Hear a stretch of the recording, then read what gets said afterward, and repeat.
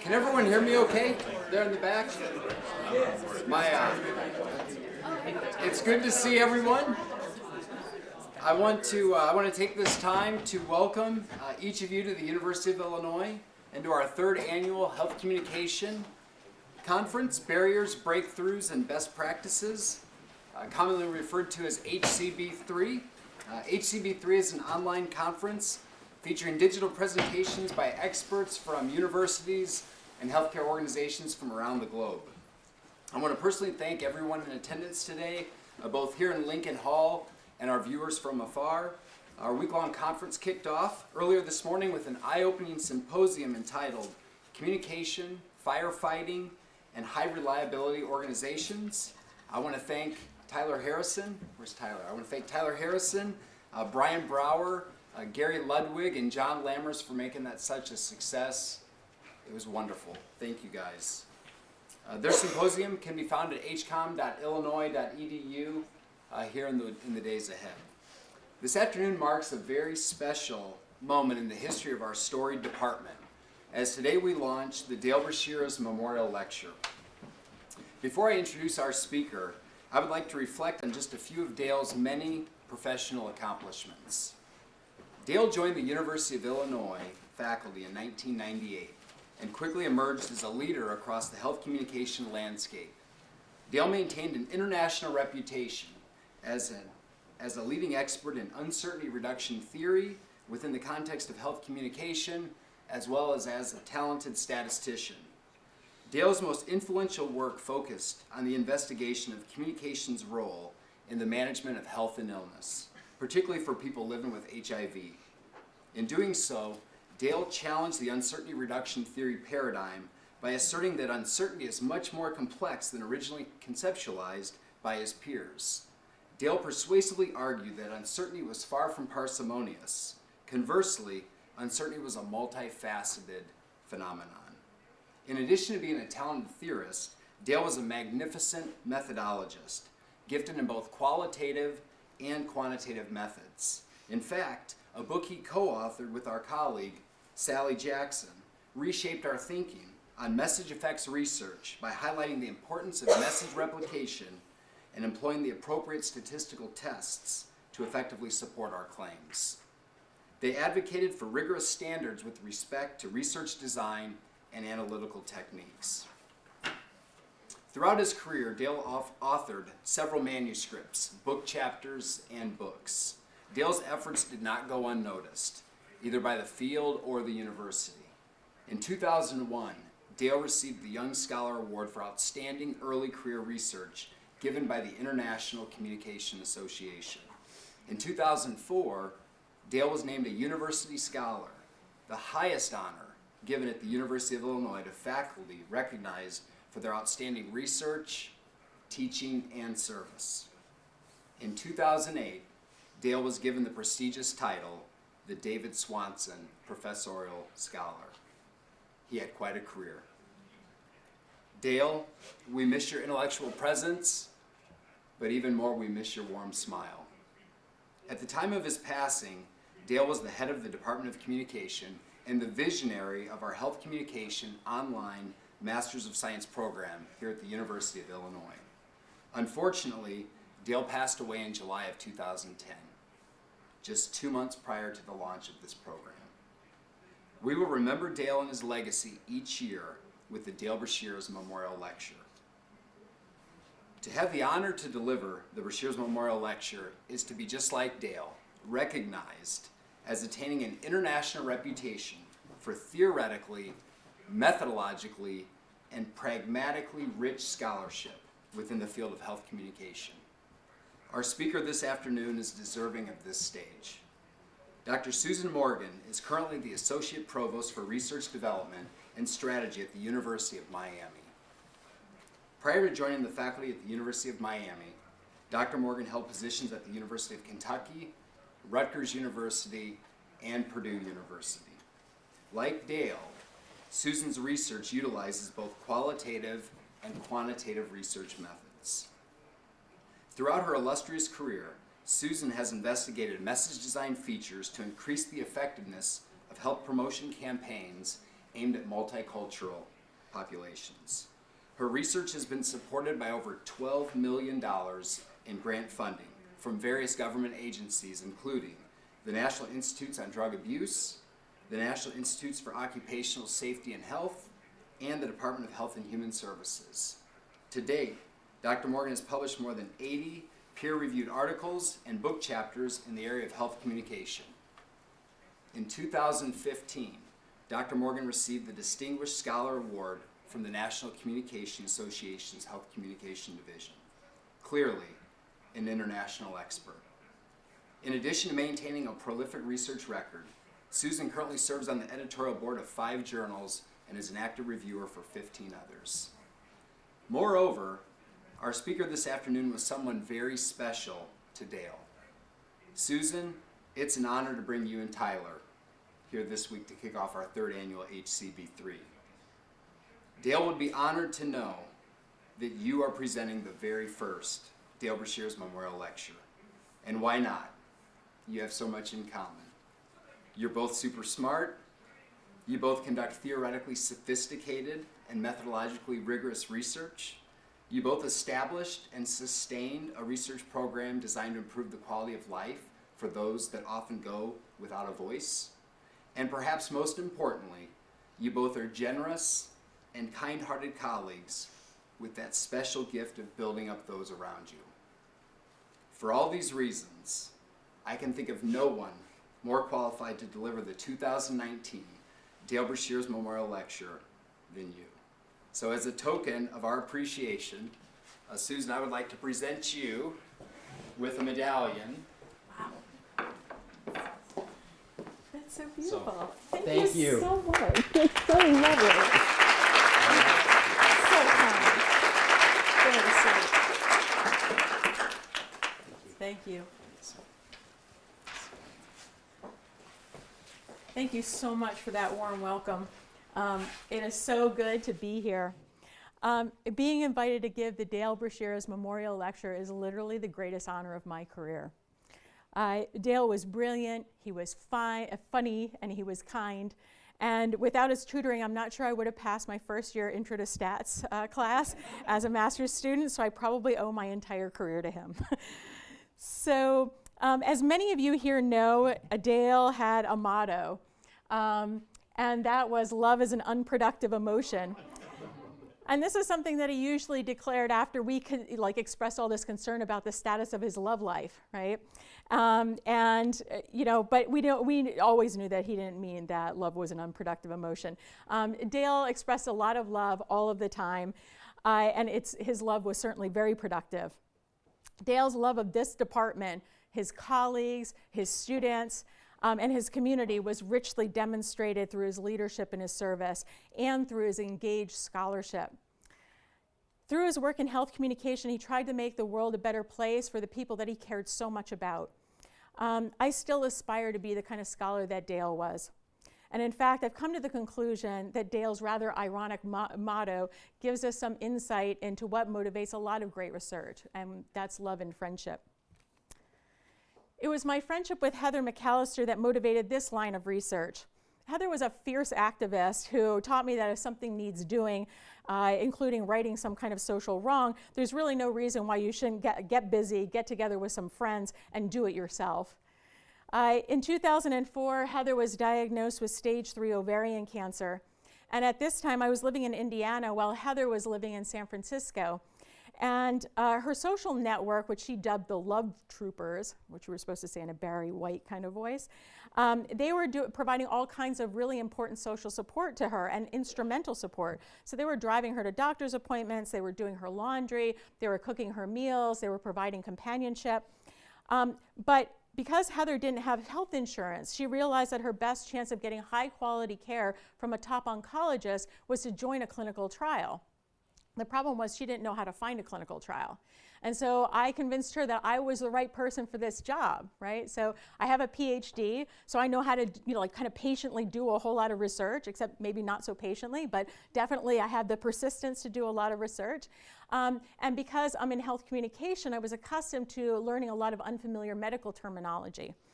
So I started my search using the only online search tool that was really available at that time, and that was Clinicaltrials.gov. And Clinicaltrials.gov won a lot of awards, including from the Harvard Kennedy School, which said that it was a model system for presenting all kinds of specialized information to a wide range of users. And in fact, the site hasn't changed all that much since 2004, believe it or not. And this is the first search result that comes up when you put in ovarian cancer and clinical trials. And so I know this is very small type. This is a picture of Heather in what she used to call the chemo Casbah, because she always had to turn everything into a kind of a party or an event of some kind. So anyway, so let me just read you what this says. Okay, so this is a single arm, open label, phase 2 trial to evaluate the efficacy and safety of anti-PD-1 antibody MK3474, pembrolizumab, in combination with the standard of care gemcitabine and cisplatin chemotherapy in women with recurrent platinum-resistant ovarian cancer, encompasses ovarian, peritoneal, and fallopian tube cancer. Subjects will receive 2 cycles of gemcitabine and cisplatin chemotherapy, followed by 4 cycles of gemcitabine and cisplatin chemotherapy combined with pembrolizumab in 21-day treatment cycles. And I'll stop there. So anybody want to say what's wrong with this for patients who are looking for clinical trials? It's pretty much unintelligible, right? So so I used to say to my collaborators that this really, unless you were a doctor, you could never have any hope of making sense of this. And I had a long-standing collaboration with an oncologist who, once I said this to, said, no, doctors don't understand this. He's like, even oncologists don't understand this. He said, you actually have to have a PharmD to understand what this says. And so that begs the question of who this is actually serving. But on the other hand, if you're not a cancer patient and you're not a friend or a family member of somebody who's looking for a clinical trial, why should you really care, right? So, well, this should matter to you because tomorrow's standard of care is today's clinical trial. So the most basic medicines that we take for granted all the time, including things like antibiotics, blood pressure medications, oral contraceptives, and even aspirin, were all tested for efficacy with clinical trials. And that clinical trial for aspirin, by the way, was published in The Lancet in 1876, which is pretty amazing. This has been going on for a long time. And I kind of like this quote, which basically says that the function of clinical trials is to separate the handful of discoveries which prove to be true advances from a legion of false leads. So basically, we don't want to rely on the gut impressions or the gut instinct of doctors, no matter how talented or smart or experienced they are. So what this means is that clinical trials are critical to the future of everyone's health. Well, if they're so important, that probably means that everybody's ready to sign up, right? But not really, okay? So at the University of Miami, we find some real issues with recruitment, and I want to emphasize that all academic medical centers have this trouble accruing patients to clinical trials. We're by no means unique. So in 2016, when I was, it might not be the latest available data, I'll have to update this, but at University of Miami, 11% of studies didn't even enroll a single person in the clinical trial, and only 16% of studies met their targeted enrollment numbers. Average accrual is only 38% of the target, and again, I want to emphasize that this is absolutely typical. So what this means is that we're wasting a ton of money and time. The amount of data that's collected often isn't enough to do even preliminary data analyses, which means that this is all just money and energy that's going down the tubes. And there are a lot of people who speculate that there may be all kinds of amazing treatments, new protocols, medications for a variety of cancers that already exist, but we don't know about them because we don't have enough people enrolled in clinical trials. So if enrollment is so darned important, why aren't we more focused on this problem? And I guess the real question is, how can technology and communication scholars help with this issue? So let's start, though, by looking at some of the reasons why clinical trials aren't accruing more patients. We can group these issues into patient, physician, and systems-based barriers. So the most common set of barriers that researchers tend to focus on are patient-based barriers. And so we talk about things like medical mistrust, right? Medical mistrust is pretty widespread. And frankly, that's because of abuses that we still struggle to deal with today, right? There's still all kinds of shenanigans that are going on, areas of the system that we need to address. And if patients don't have insurance, they might not be able to cover their costs of their care that aren't covered by a trial sponsor. So insurance is a really important factor. Also, patients are rarely knowledgeable about clinical trials, and more importantly, about some of the key concepts that they have to be knowledgeable about in order to provide meaningful, informed consent to participate in a research study or clinical trial. So, and patients are also less likely to find clinical trial participation acceptable if a study is really complicated. So like if you have to take 2 pills in the morning, but 3 pills at noon and only 1 pill at night, and every other Thursday you take the pink pill, right? That's really a level of complication that most patients can find problematic.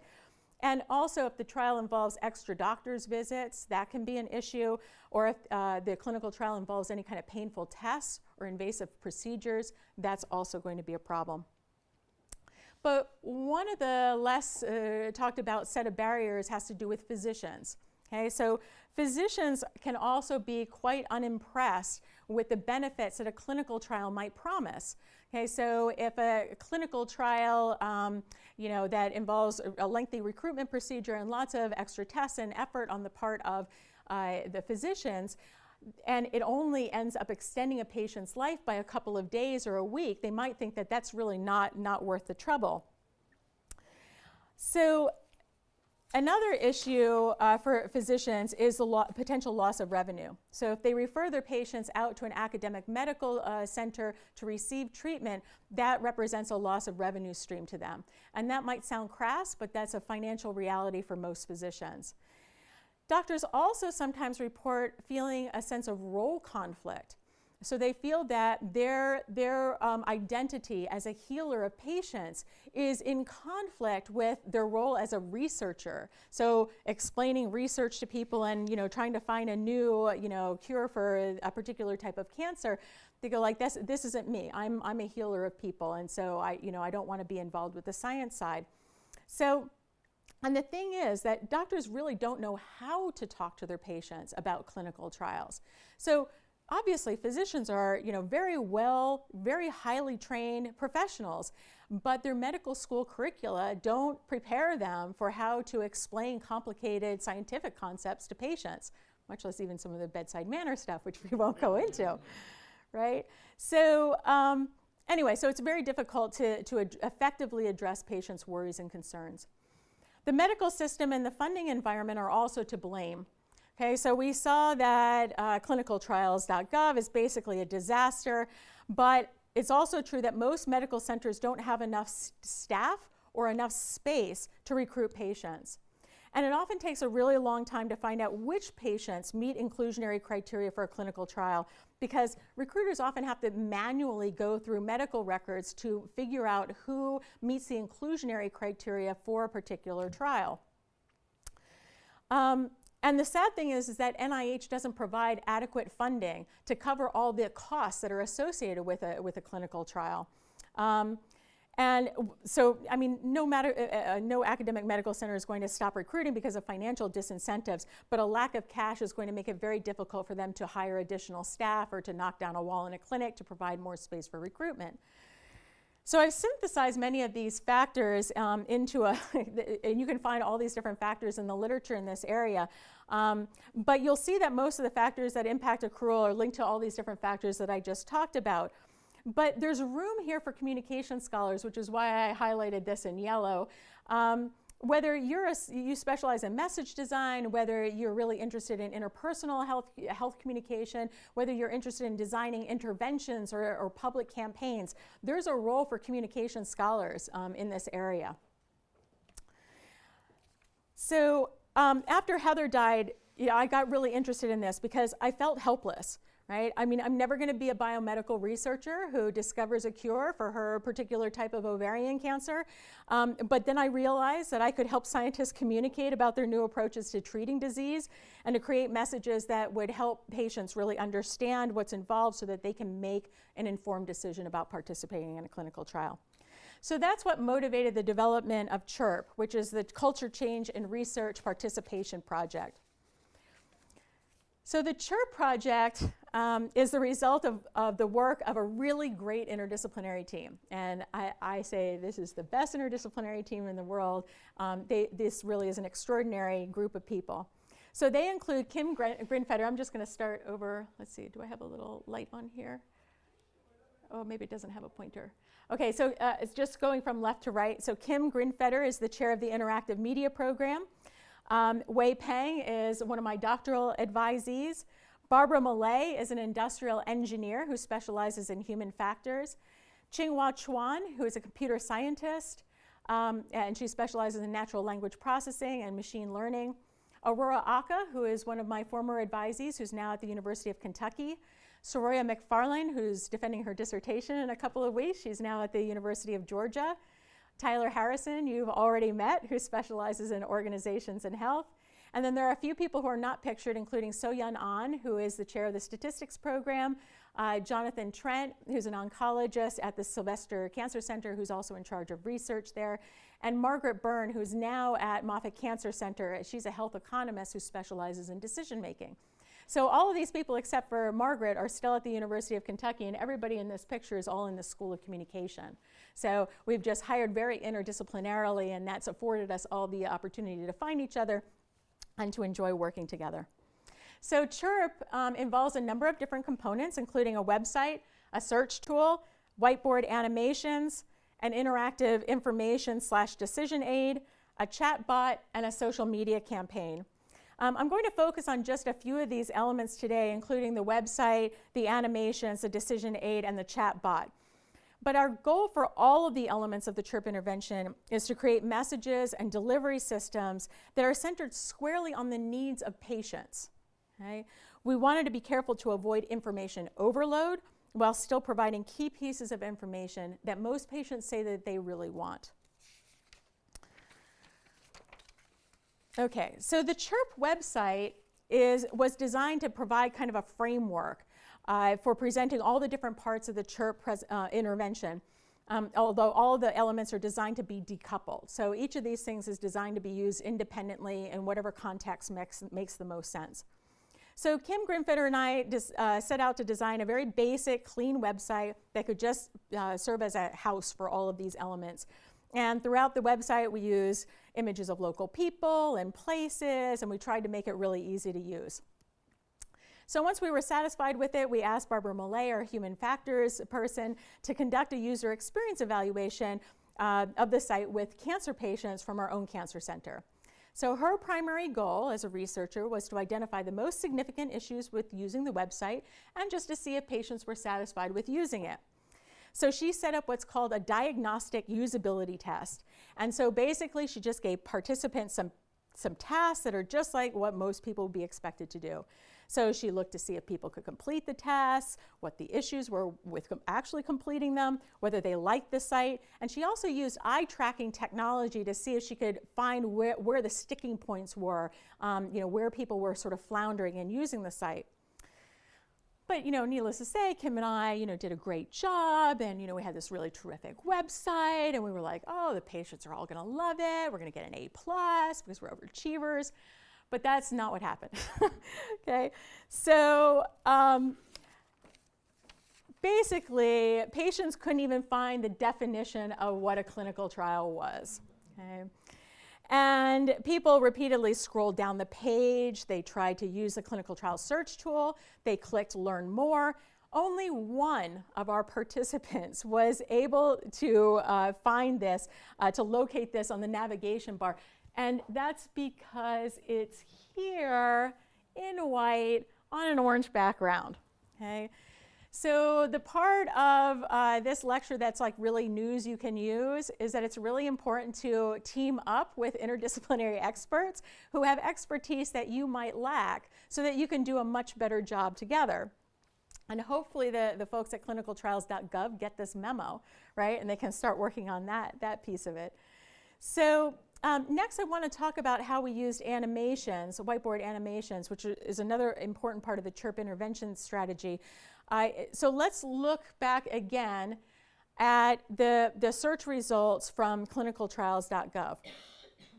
So just imagine you're the friend of a cancer patient. You found this clinical trial on Clinicaltrials.gov, and you've carefully Googled every other word, like I did, and you think this might be the right study. Okay, like you're like, this could be the one. This is going to be great. But what do you do next, right? This site doesn't point you in the right direction, and in fact, most search tools that you use that you can find, even clinical trial matching services, don't provide very clear directions on what you're supposed to do. So to address this type of need, I collaborated with a very talented animator named Stacy Bias, who not coincidentally was also a good friend of Heather's. So we created a set of whiteboard animations to help explain key scientific concepts, including randomization, the use of placebos, how patients are protected when they join clinical trials, and one that I'm going to show you in a moment that explains how to enroll in a clinical trial. The goal of the animations is to help provide informed consent or refusal for participating in clinical trials, not to persuade them to join. But we also wanted to create messages that are warm and friendly to help, try to make clinical trials seem a little bit less scary. So we're going to watch this animation so you can see what I'm talking about. Maybe.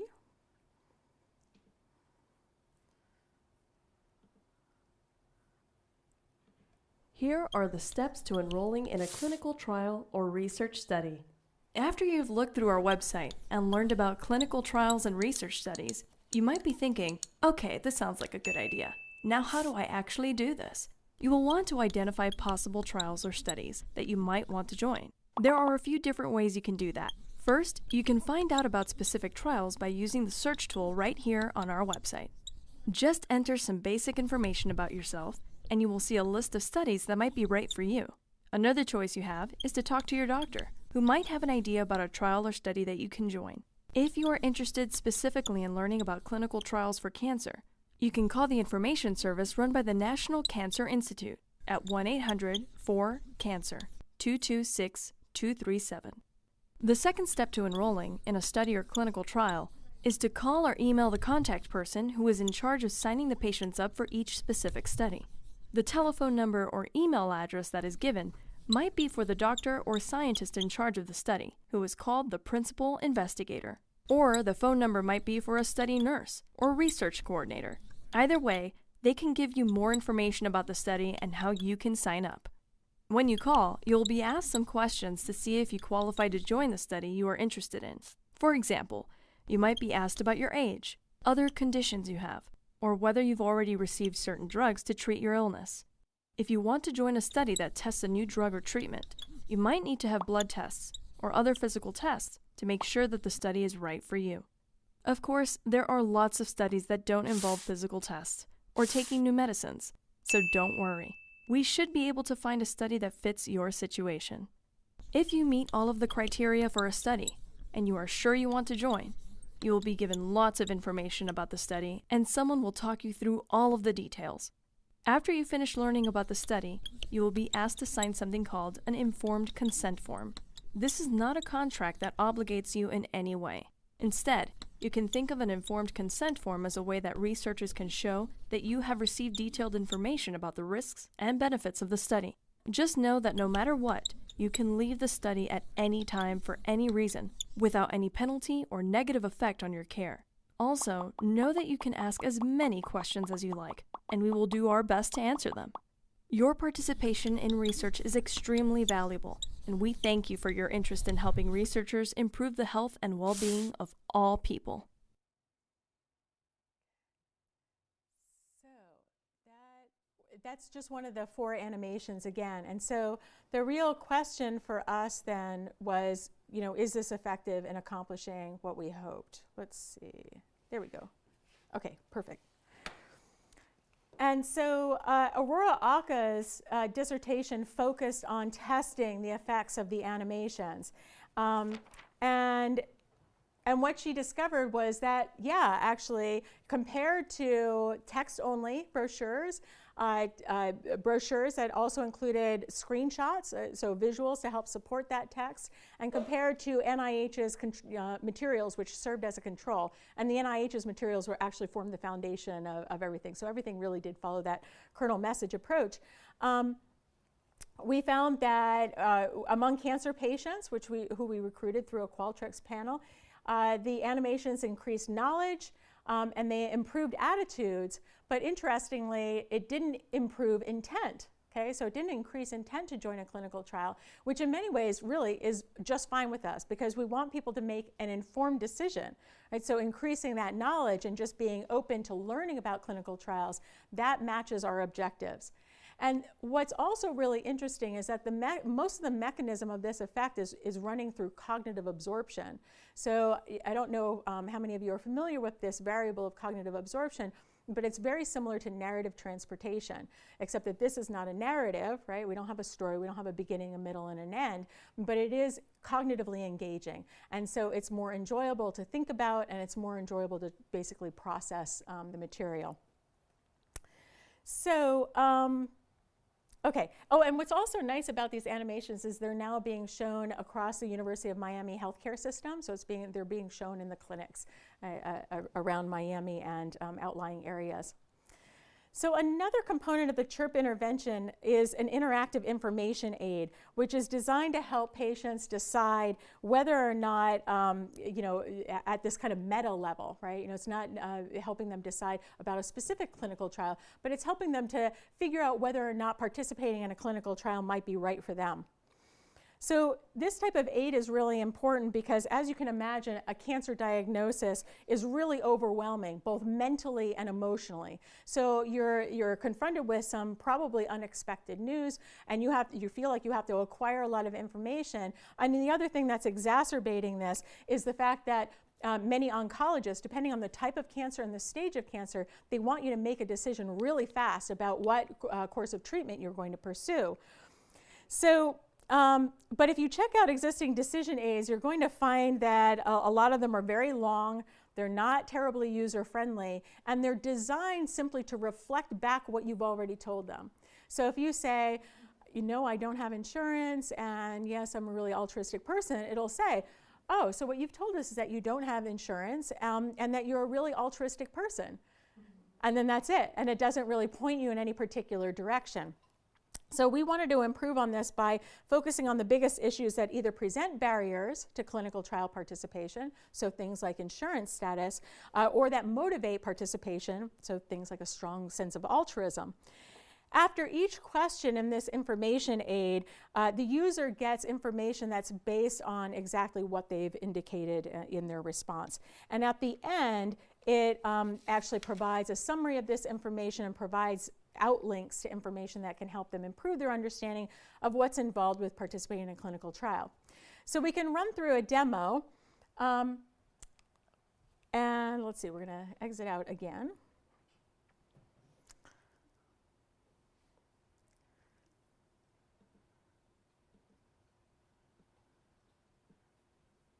Okay, so let's just, for the sake of argument, let's say I'm a middle-aged white woman who is well-insured, but has a terrible attitude toward her fellow human beings.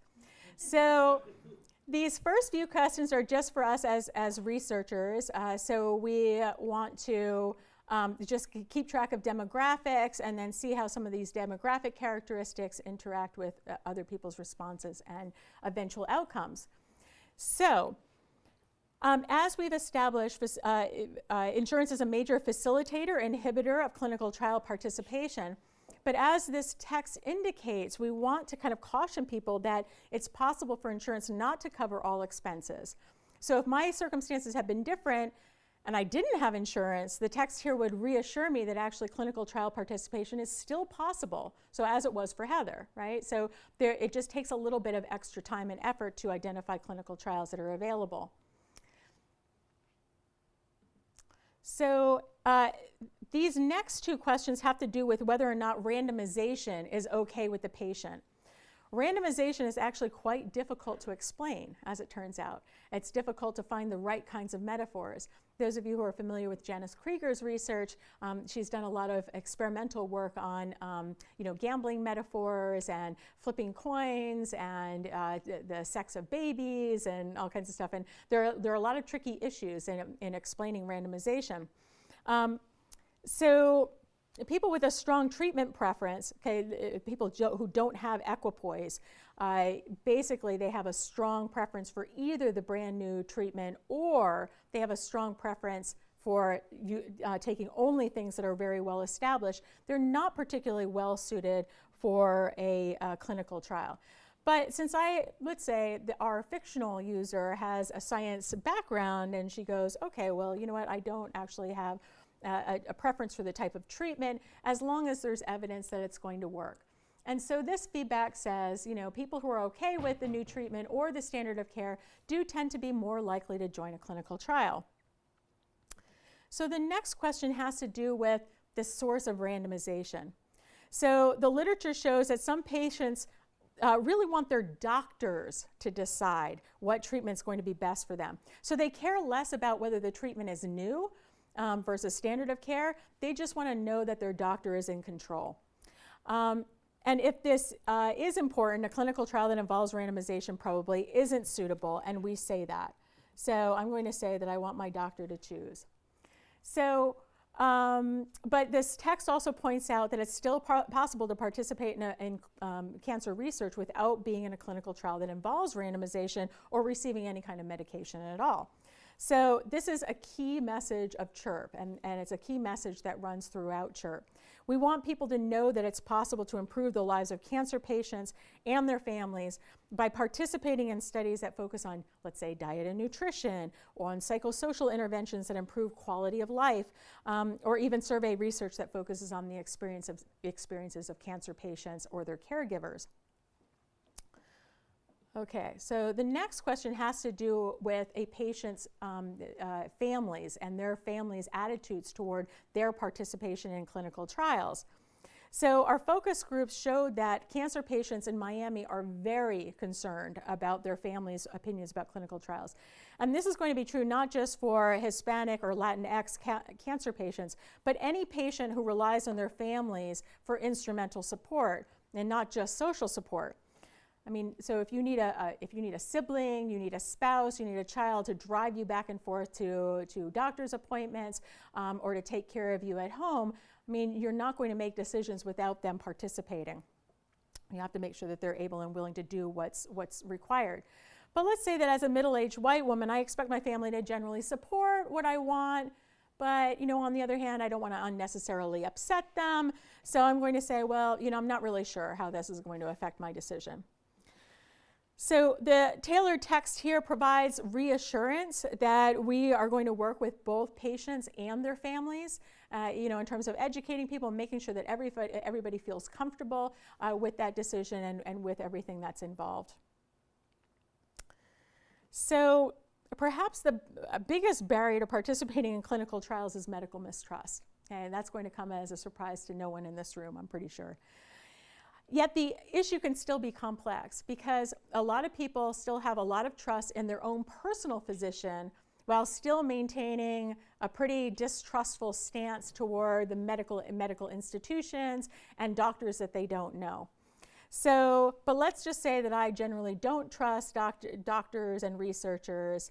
And what's important to note here is that the text that responds to this concern isn't trying to argue with the patient and say, my goodness, we have a world-class cancer center here and we have the best doctors in the world and you should trust us. Instead, what it says is that there are strong patient protections in place for anybody who joins a research study or a clinical trial. We also have a whiteboard animation on this that focuses on, I think, like 4 or 6 of the key protections and everything, and it just got so long that we were like, we could have done like a few more, but the video started to become a little excessive.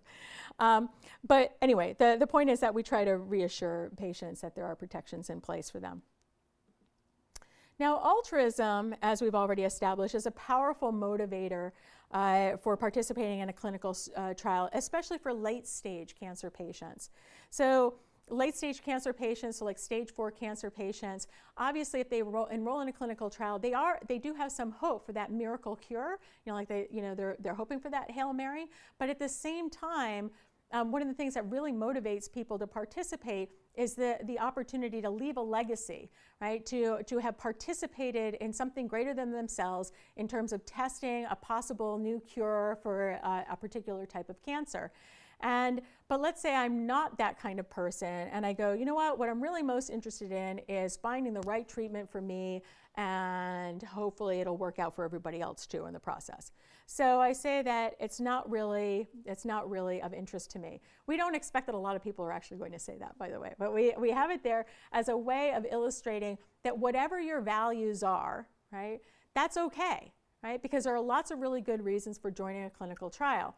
And your choice should be based on your personal values as well as the facts about clinical trials. Okay. All right. The next question is just one final question where we ask people if they feel like they know enough to make a decision. And again, we don't actually expect people to say, oh yes, sign me up right away. And in fact, it's not possible to use this tool and just be signed up for a clinical trial. So, but what we want people to do is to say, you know what, either no or I'm unsure, so that we can convey the message that you shouldn't join a clinical trial until you feel really comfortable with all of the information, everything that's going to be involved with that research participation. So at the end here, we have a summary report that focuses, so in the green, it highlights the key issues that I indicated as I was going through the information aid. So all of the key issues are highlighted there, and then the text is tailored to what those key concerns are. So you see here's the link to the animation on patient protections, because I said that I was uncomfortable with the medical system and I had some distrust of doctors. And so anyway, and then it also reassures, because of the concerns around randomization, it also then provides this information that there's lots of different ways of participating in research, and here they all are. Again, this is about trying to cut back on information overload. So when people are really in a bad place and they don't want to read page after page after page of really dense text, this distills it down into the key elements that are most important for patients who are affected by cancer. Okay, or their family members. All right.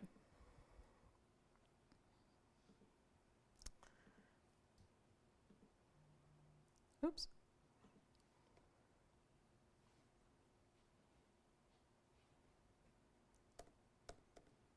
So we're in the early stages of analyzing the data that test the efficacy of this tool, but I do have some preliminary results to share with you. We collected data, again, from a Qualtrics panel of about 450 cancer patients and compared responses to our information aid to an online decision aid that focuses on whether or not to get a flu vaccine. Our information aid improved knowledge and attitudes toward clinical trials. It reduced participants' fears and worries.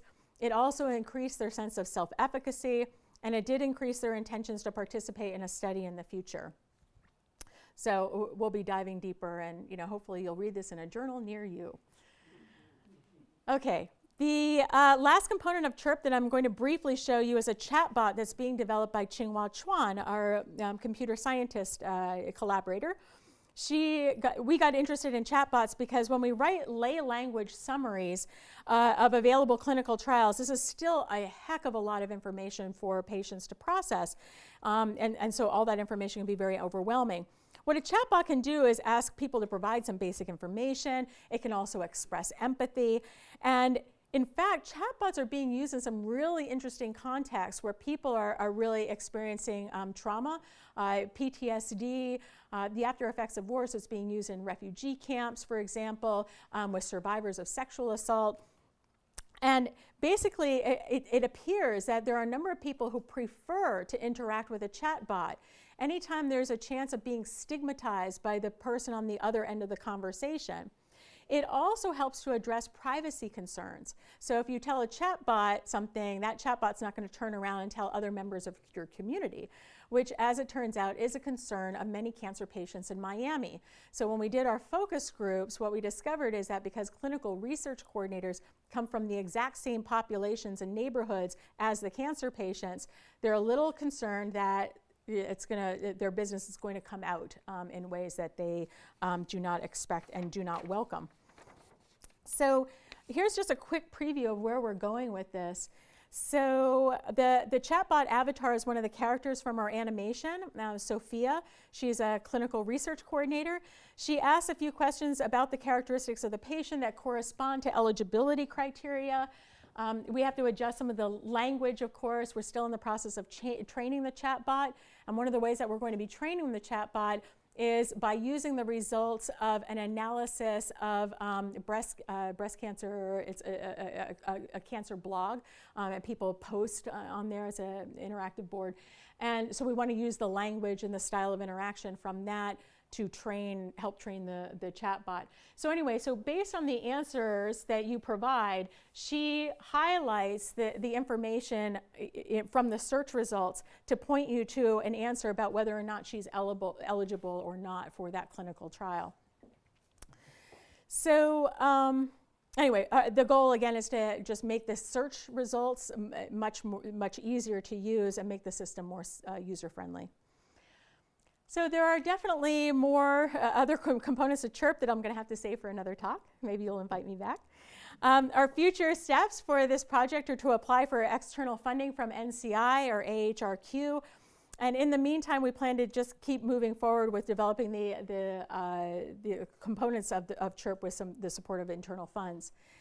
And although we wanted to focus first on cancer, we believe that these principles are going to work well for recruitment in other contexts, including NIH's Precision Medicine Initiative. If you're not familiar with precision medicine, it relies on big data to make new medical discoveries, but it also means that we have to sign up 1 million or more participants in order to make that work. University of Miami is a recruitment site for all of us, and I think that we can adopt this approach to communicating more effectively about this initiative with people across South Florida, which is a very diverse population. So in conclusion, I want to acknowledge that the digital divide still has a profound impact on access to digital resources. But when delivered particularly via smartphone, digital tools can help improve informed consent to clinical trials and research studies, which is particularly important for members of marginalized populations. So thank you so much. I'm interested in your questions and comments. Thanks.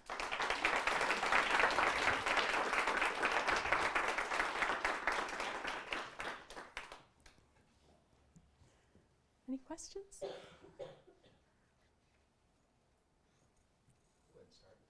Great talk. Thank you, Susan.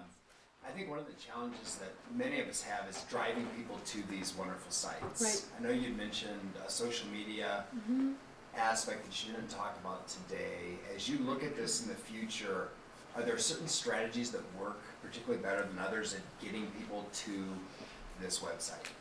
Yeah, so this is really targeted for our cancer patient population. So this would be something that clinical research coordinators would use at Sylvester Cancer Center in particular. And then it can be, of course we want to scale it so that cancer centers everywhere could use it if they wanted to. But it's designed to help prepare cancer patients for that discussion with a clinical research coordinator or with an oncologist. So it's not necessarily intended for a general population, although of course if we optimize this, Google search or something and other people could find it, that would be terrific. But I guess our goal is not necessarily just to drive lots of people to the site, but to have it available so somebody calls up, let's say for an appointment, an initial appointment with an oncologist, the person answering the phone makes the appointment and it says, hey, you might want to check out this website for some interesting information, get people started on that, or it could be just part of the recruitment process. So yeah, but great question, thank you. Yeah. What a great talk. Thank you so much for visiting. I wonder if you could Going back to Dale's legacy as a mentor, Yeah. I wondered if you could speak about the role of being a communication scholar in these interdisciplinary teams. Like, what do you bring? What do you see as your role? How do you keep the key players making good group decisions? Like, how do you, what would you say to young scholars who are thinking about either being intimidated or being really excited to work in an interdisciplinary team like this?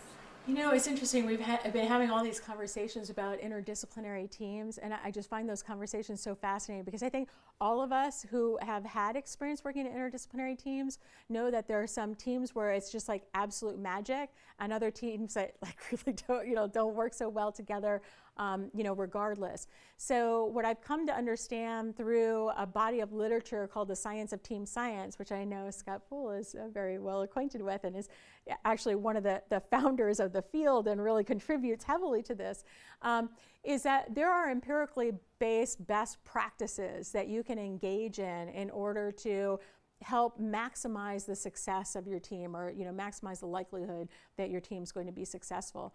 And so that's probably another lecture, but it's actually kind of surprisingly simple. So it has to do with things like how do you create a high collective intelligence of the group, and it turns out a lot of it has to do with communication. So opening up the conversational space so that everybody has an equal number of turns to talk and talks about the same amount. That's one of the key things to getting the most out of an interdisciplinary team. There are also factors like gender, which you might want to think about. So the more women on the team, the better, as long as it's not entirely female. So we just had a talk by Anita Woolley down at the University of Miami.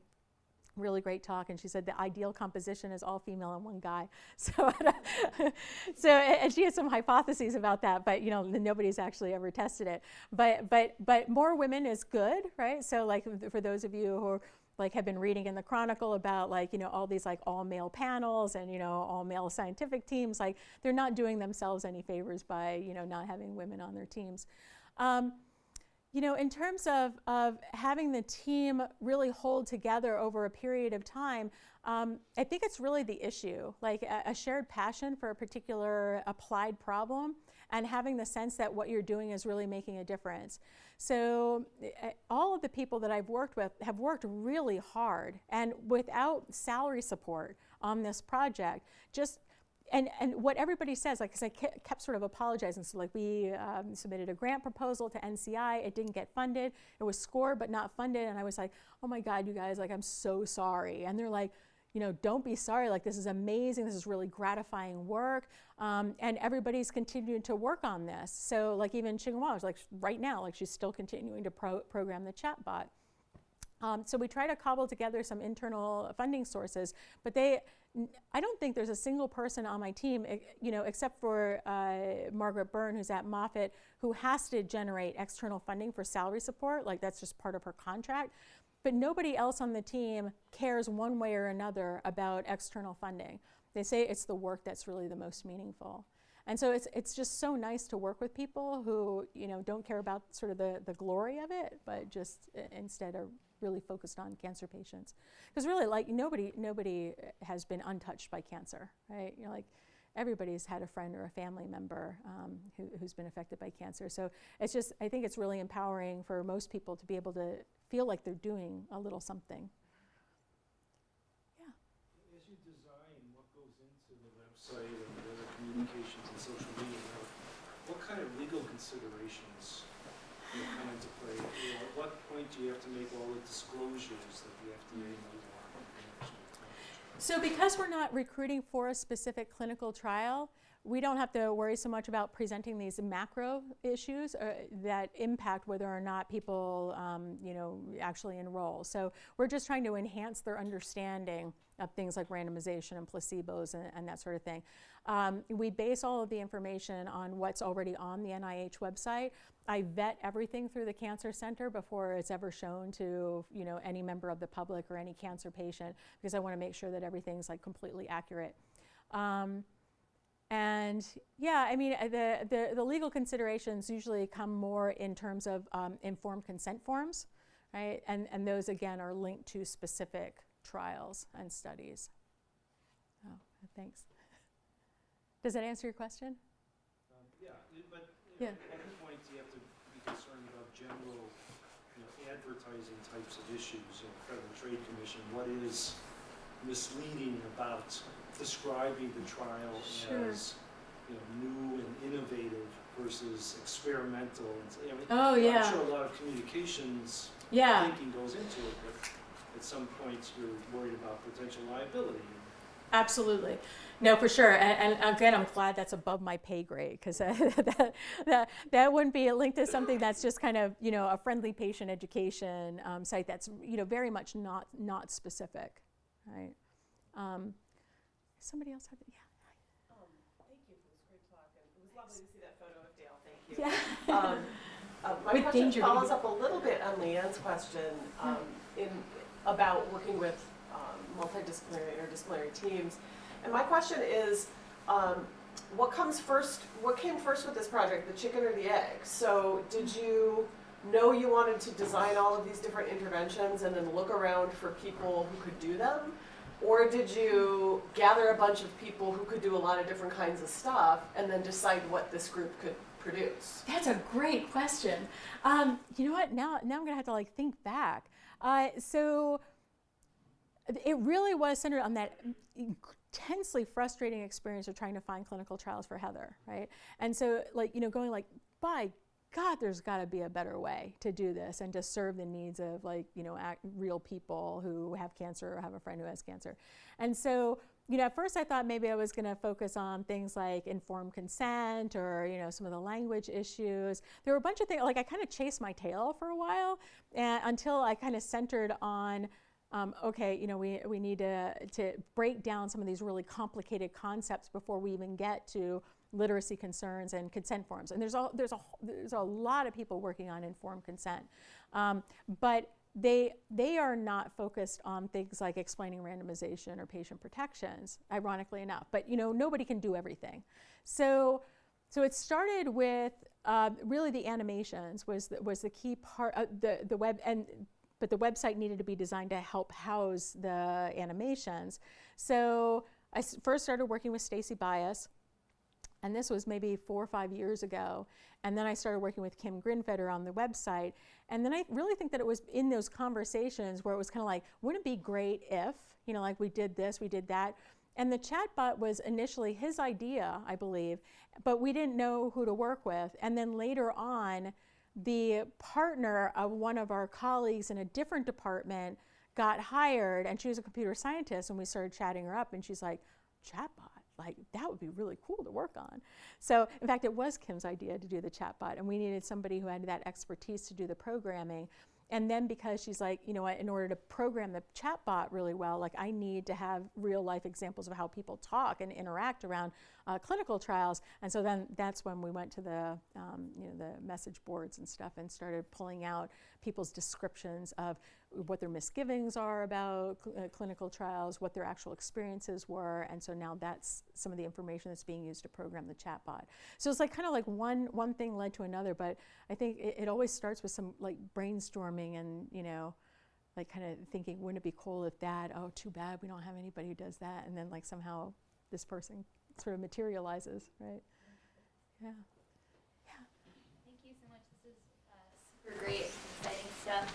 I think a lot about misinformation, and I'm wondering, it seems like all of the information you're talking about is helpful, and even just in training the chatbot, it's looking for things that are helpful, maybe fears, but have you thought maybe in further iterations about how to deal with sort of misinformation beyond just sort of generalized distrust? Misinformation is so interesting. I have some colleagues at the University of Miami who are interested in complexity, right? And so when you're interested in misinformation, the spread of misinformation and through different routes, you have to have this other kind of knowledge set to deal with it adequately. So we know, for example, that if we do this social media campaign and we post some things on, let's say, a Facebook site, because let's face it, cancer is a disease mostly of older people. And so Facebook is still relevant, we don't have to use Instagram. But if we post something and people say, oh my gosh, this is a lie, don't participate in a clinical trial. They're just going to turn you into a guinea pig and they're going to kill you for money, right? And if they say that, like, okay, wait, like who's watching the website and who's going to counter that, and how do we effectively respond to that? Being polite, being affirming, not being disrespectful while still addressing any sort of, misinformation or, any kind of myth, because people, believe in all kinds of myths about all sorts of things, right?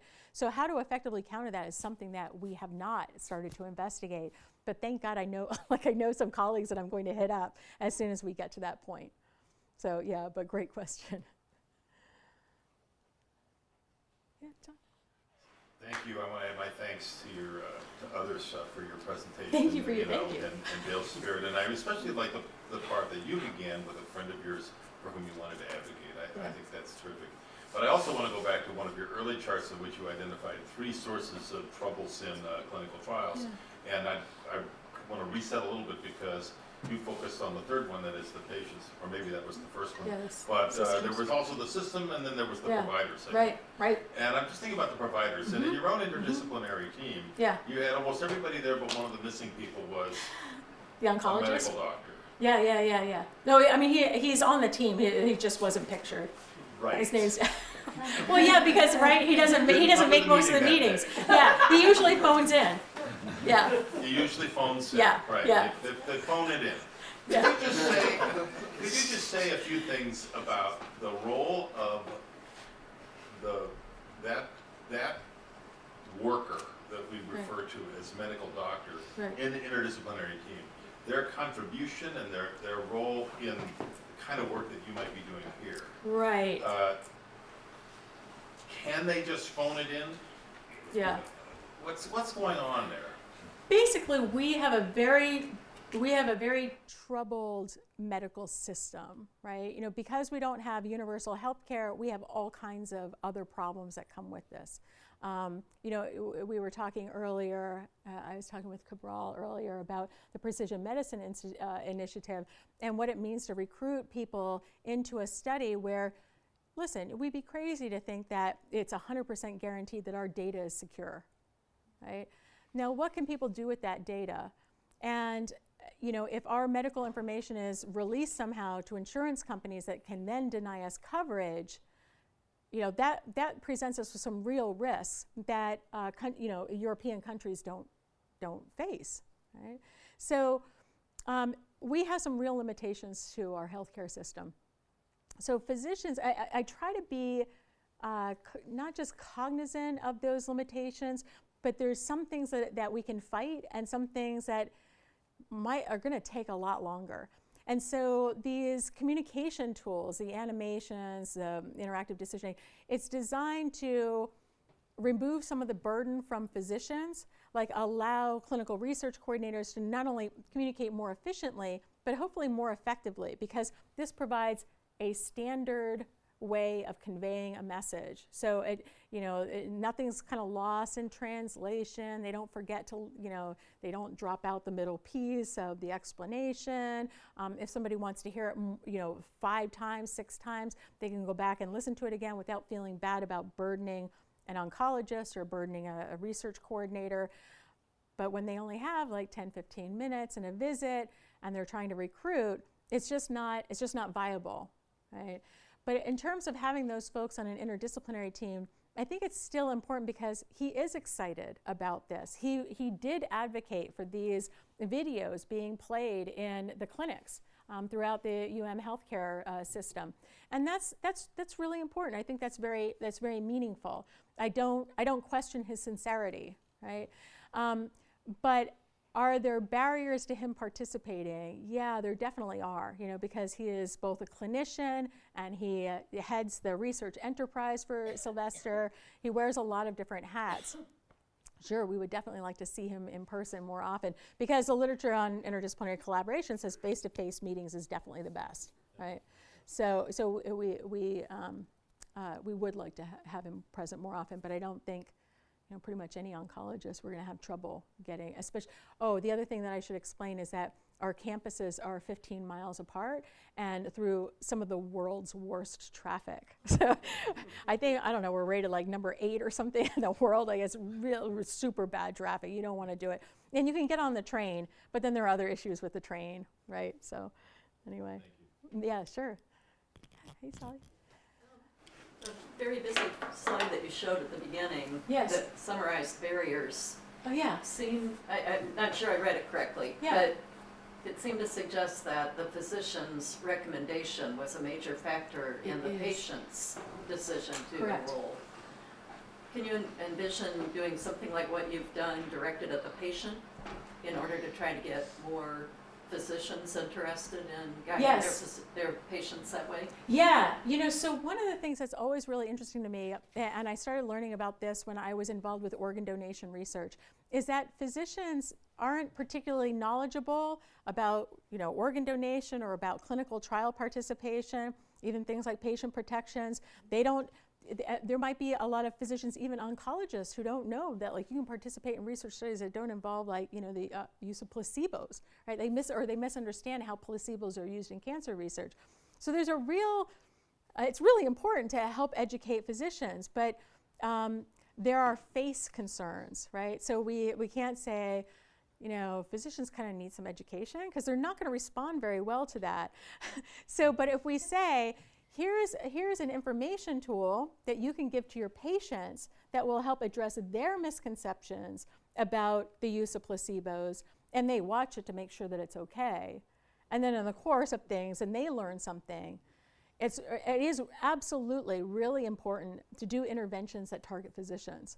There's no question about it, because they are the extremely influential. And yeah. And that's controversial too. The ethically, do we want physicians saying you should do this? But what if patients actually want their doctor to tell them to do this because they don't have any scientific or medical knowledge themselves, and they want to rely on their physicians? It's very complicated. Anyway, sorry. Lammers pointed out the role of the physician. Also missing in the picture, it seems to me, is the role of the researcher. Yeah. And what might be done by getting researchers to solve some of the barriers at their side. Yes. So there is a literature and on I'm this thinking too. of Dale and some of the work that I was privileged to do with him long ago on AIDS activism and the engagement with the scientific community to try to get researchers to rely less on placebo controls. Exactly. So what can be done here with trying to get researchers to bring physicians in to talk about what they can tolerate as loss of control over Exactly. The treatments given to their patients? Exactly. There actually is some movement in this direction where they're trying to design trials differently so that they don't have to use, let's say, placebos nearly as often or at all, depending on how. It's just a set of more clever designs. And that's really important. Also, there's a role for researchers here because not all of those inclusionary criteria necessarily ought to be there. So they're kind of this ideal, ideally I would like people to meet all of these criteria. Turns out not all of them are actually scientifically necessary. And so if researchers were more thoughtful about that, more people would not only qualify, but it would just be easier to identify people who could enroll. And so we could clear some of this backlog. But absolutely, yeah. There's so many other factors, pretty much every time I look at that model, I go, oh my God, I need to add this, and this, And then the talk would be 2 hours long, and we'd go through all the various. Yes, Scott? I probably missed this, but did you keep track of how many people didn't finish the webpage questions? You know, a few of those questions, like the one about the family, for example, Oh, yeah. it strikes me that certain people, it might be so upsetting to even, that they haven't even thought of that, and then it gets raised, and so they dive out of the webpage.